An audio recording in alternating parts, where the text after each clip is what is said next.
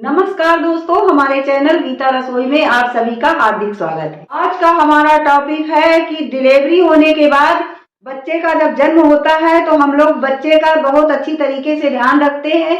ये सभी लोग जानते हैं कि बच्चों का ध्यान कैसे रखा जाता है, लेकिन वहीं पर मदर्स की बात आती है तो मदर्स को भी बच्चों से ज्यादा ख्याल मदर्स का भी रखना चाहिए, क्योंकि पेरेंट्स डिलीवरी के बाद जब माँ होती है, मदर्स होती है, तो उसके शरीर का पूरा जो ब्लड है तो वो निचुड़ जाता है। वो माँ जो है बिल्कुल खोखली हो जाती है। यानी ये आप समझिए कि जैसे कहावत में कहा गया है कि जब डिलीवरी होती है बच्चे की तो माँ का दूसरा जन्म होता है।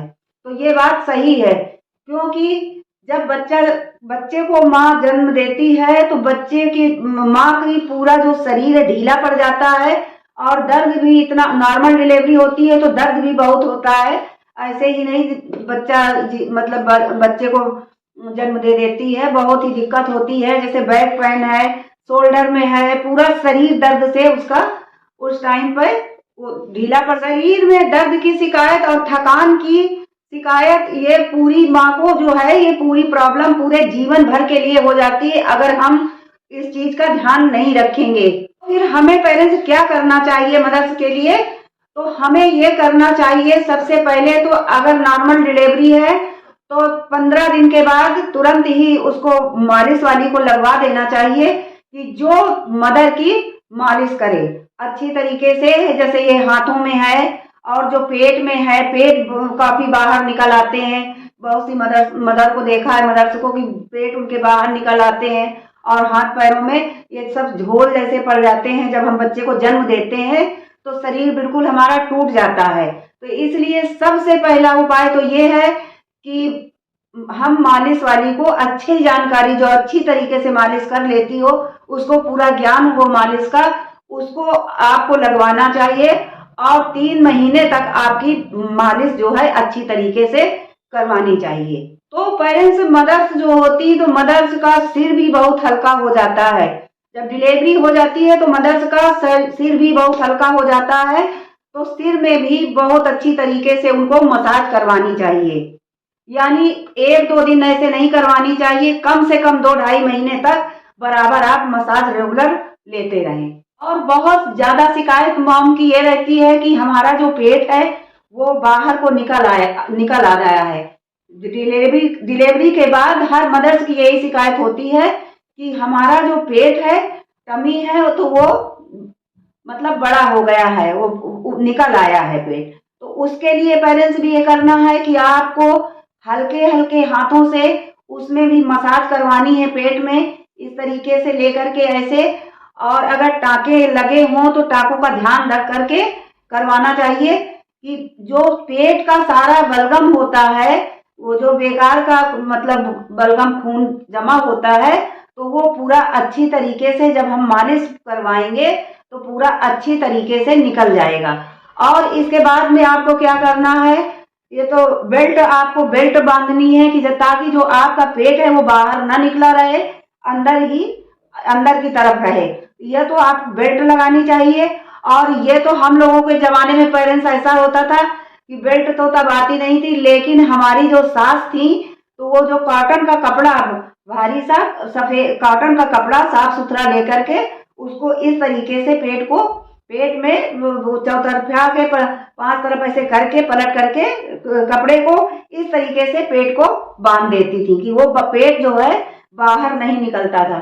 और जब पेट ये झोल जैसा आ जाता है डिलीवरी के बाद, तो वो पेट मतलब जब अगर वो रहेगा तो वो पेट सूखता है।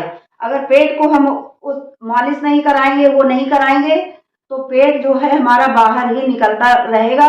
और क्या करना है, प्लीज आपको ये चीज बहुत ही ध्यान देनी है पेट के लिए, कि अजवाइन का जो पानी होता है, वो मसाला आता है, तो अजवाइन का जो पानी होता है वो तुरंत ही, जैसे कि डिलीवरी होने के बाद मदर्स को अजवाइन का पानी पिलाया जाता है। उसमें पानी में अजवाइन को डाल करके खौला लीजिए, और खौलाने के बाद पेरेंट्स उसको रख लीजिए। और या तो आप तुरंत बनाइए, पानी तुरंत ताजा बनाइए, या तो थोड़ा सा बना करके रख लीजिए 1 दिन के लिए। तो उसको हल्का गुनगुना गुनगुना हल्का गुनगुना गुनगुना करके आप सिप कीजिए, तो आपको बहुत ही पेट में फायदा मिलेगा कि जो टमी आपका है वो बाहर नहीं निकलेगा और अपने लेवल में पेट धीरे धीरे आ जाएगा। वो पानी आपको कब से कब तक पीना है, जब आपकी डिलीवरी होने के बाद ये पानी आपको रेगुलर 2-3 मंथ तक जरूर से जरूर पीना है।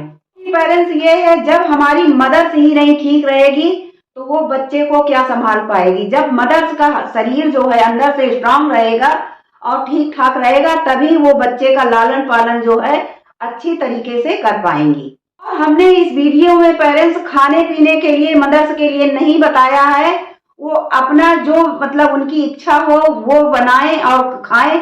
कम से कम ये है कि जैसे कि ऐसा खाएं कि जो गर्म ही खाना है उनको, जैसे अजवाइन को भून करके उसमें डालना है, पीसना है, उसके लड्डू बनाएं, गुड़ के लड्डू बनाएं और जितनी भी मेवा है उसमें मेवा डाल करके, उसमें कोई भी चीज ना डालें कि आटा कलहार के डाल लिया है या रवा कलहार के डाल लिया, ये कुछ भी चीजें ना डाल के बनाएं लड्डू। लड्डू केवल मेवे के और गुड़ के बनाएं, क्योंकि गुड़ भी बहुत ही फायदा करता है।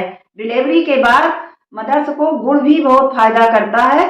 तो वो तो हमारे बहुत ही पुराने दादा परदादाओं से ये चला आ रहा है कि मतलब डिलीवरी के बाद मदर्स को क्या क्या देना चाहिए। तो इस तरीके की चीजें खाएं और दूध पिएं। इन सब चीजों को जो हमने बताया हुआ है मदर्स के लिए, अगर मदर्स का ध्यान अच्छी तरीके से इस तरीके से रखा जाता है तो मदर्स को भी जीवन में कभी भी कोई दिक्कत नहीं होगी। और जो पेट का बहुत ही ज्यादा वो रहता है तो पेट अपने लेवल में आ जाएगा।